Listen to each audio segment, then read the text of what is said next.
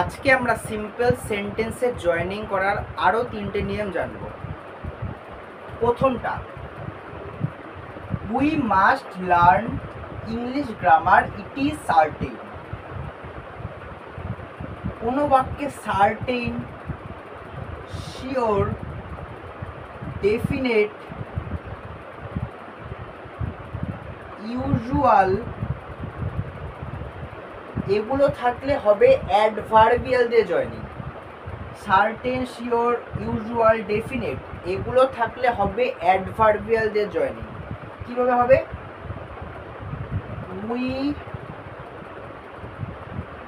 Must learn English grammar,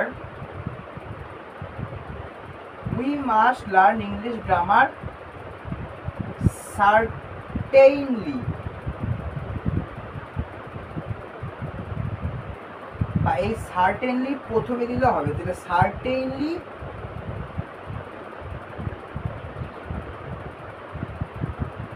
we must learn English grammar। তাহলে যেই বাক্যে সার্টেন থাকবে, শিওর থাকবে, ইউজুয়াল থাকবে, ডেফিনেট থাকবে, সেখানে ly যুক্ত করে প্রথমে বা শেষে লিখতে হবে।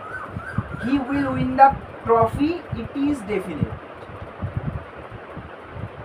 তাহলে ডেফিনেটলি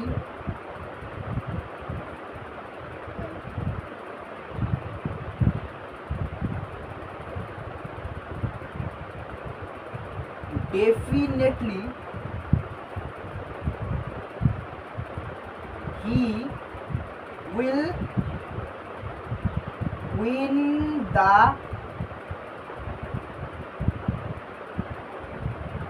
trophy। বা এটা এমনও করা যাবে, he will win the trophy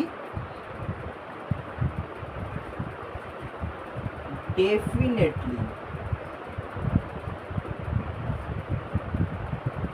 এই রুলটার নাম হচ্ছে adverbial.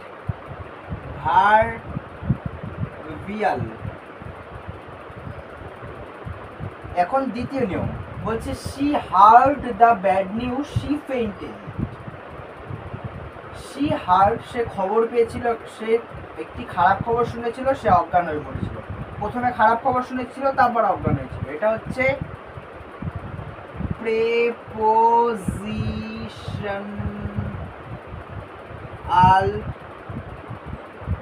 Participle.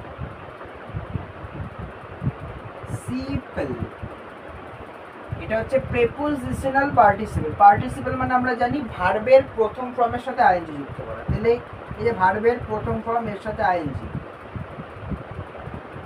hearing the bad news,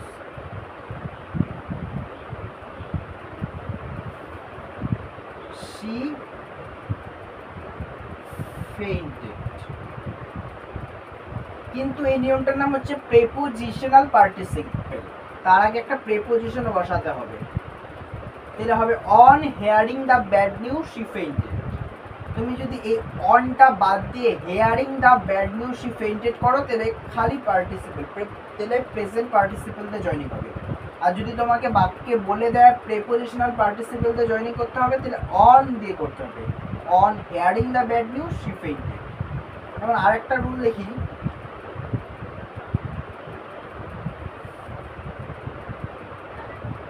he received a letter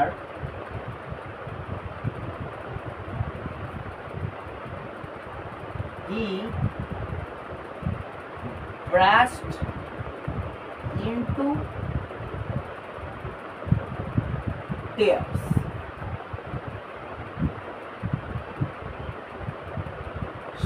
সে লেটারটা পেয়েছিল, সে লেটারটা চিঠিটা গ্রহণ করেছিল, সে কান্নায় ফেটে পড়েছিল।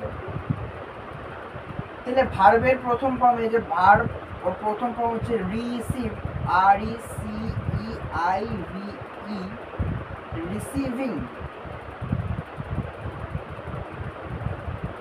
পার্টিসিপল বললাম, রিসিভিং এ লেটার কমা দিয়ে হি ব্রাশড ইনটু টিয়ার্স। কিন্তু এটা যদি প্রেপোজিশনাল পার্টিসিপল দিয়ে করি তাহলে আগে একটা অন বসাবো, কমা হবে না। On receiving a letter he brushed into tears. এই নিয়মটা খুব কম দেয় পরীক্ষায়। আবারও বলি, she heard the bad news, she fainted. এটা হচ্ছে প্রেপোজিশনাল পার্টিসিপল। পার্টিসিপল মানে ভার্বের প্রথম ফর্মের সাথে আইএনজি। তাহলে হেয়ার্ড থেকে hearing the bad news comma she fainted. কিন্তু এটা প্রেপোজিশনাল পার্টিসিপল যেহেতু তার আগে একটা অন প্রেপোজিশন বসিয়ে দিলাম।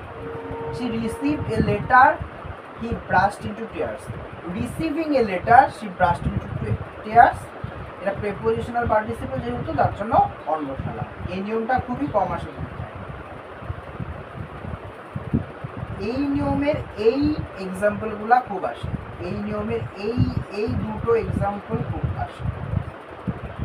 আগে 5 নাম্বারটা বলছে, she was weak she walked daily.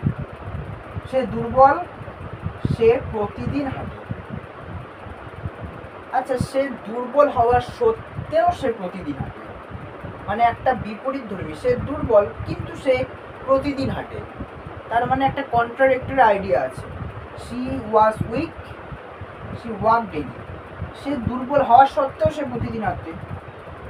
তাহলে ওয়াজ থাকলে পার্টিসিপল করতে গেলে কি আনতে হবে? বি।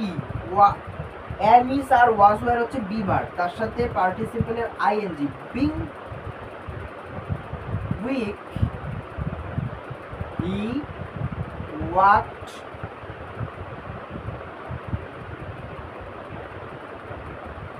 ডেইলি।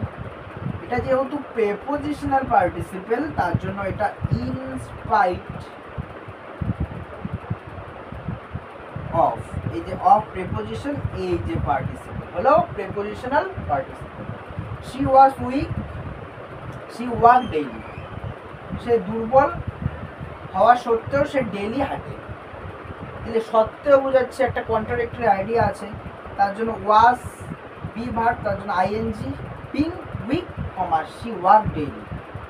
সত্ত্বেও বোঝাচ্ছে, তার জন্য ইনস্পাইট অফ। তাহলে প্রেপোজিশন পার্টিসিপল। 4 নাম্বারটা বলছে, he worked hard he did not succeed. সে কঠোর পরিশ্রম করেছে, সে সফলতা পায়নি। সে কঠোর পরিশ্রম করা সত্ত্বেও সে সফলতা পায়নি। সত্ত্বেও একটা বিপরীত ধর্মী আছে, সে কঠোর পরিশ্রম করা সত্ত্বেও সে সফলতা পায়নি। তাহলে এই যে ভার্ব এর প্রথম ফর্মের সাথে আইএনজি, এখানে যেমন am is are was were নাই, তার জন্য আমরা বিং লিখতে পারবো না। তাহলে এটা ভার্ব, তার প্রথম form working hard comma he did not succeed. সত্ত্বেও হয়েছে, তাহলে ইন স্পাইট অফ। এই যে অফ প্রেপোজিশন, এই যে পার্টিসিপল, তাহলে হইল প্রেপোজিশনাল পার্টিসিপল। সত্ত্বেও বোঝাবে, সত্ত্বেও।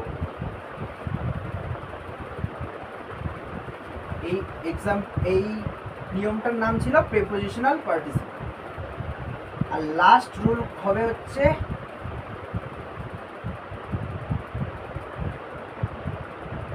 Noun in apposition.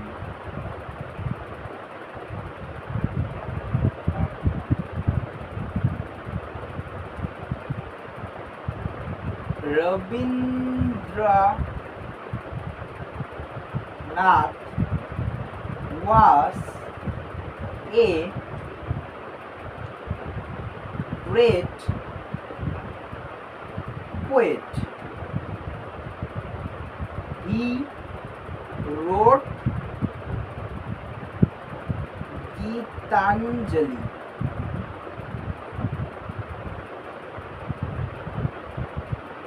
Number, Kalam was a great man. He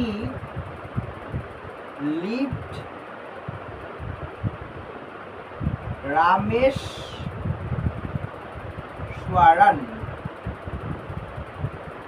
আচ্ছা, প্রথমটা বলছে Rabindranath was a great poet, he wrote Gitanjali.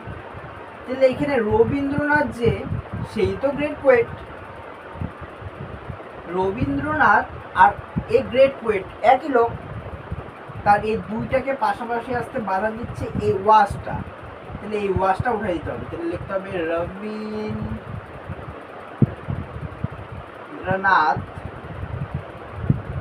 Comma A great poet কমা, এই হিটা লেখা যাবে না, কারণ Rahul he is a good boy কেউ বলে? রাহুল হচ্ছে নাউন আর হি হচ্ছে প্রোনাউন। নাউন এবং প্রোনাউন একটা লাইনে বা একটা সেন্টেন্সে কখনো থাকে না। তাহলে রবীন্দ্রনাথ, এই দুটোকে একসাথে আসতে বাধা দিচ্ছে ওয়াজ। রবীন্দ্রনাথ কমা, এই ওয়াজের জায়গায় কমা, এই গ্রেট পোয়েট কমা, হিটা লেখা যাবে না, রোড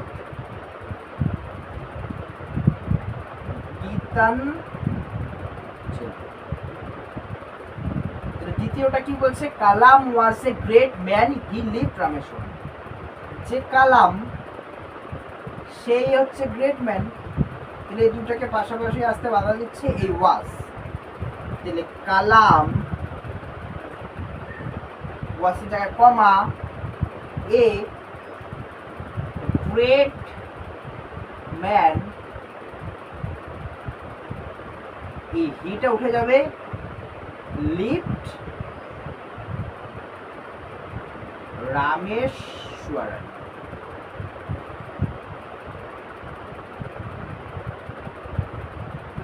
এই যে একটা নাউন, এই যে আরেকটা নাউন, এই যে একটা নাউন, এই যে আরেকটা নাউন, এই দুটো নাউন যে পাশাপাশি বসলো, তাই এই রুলটার নাম হচ্ছে নাউন ইন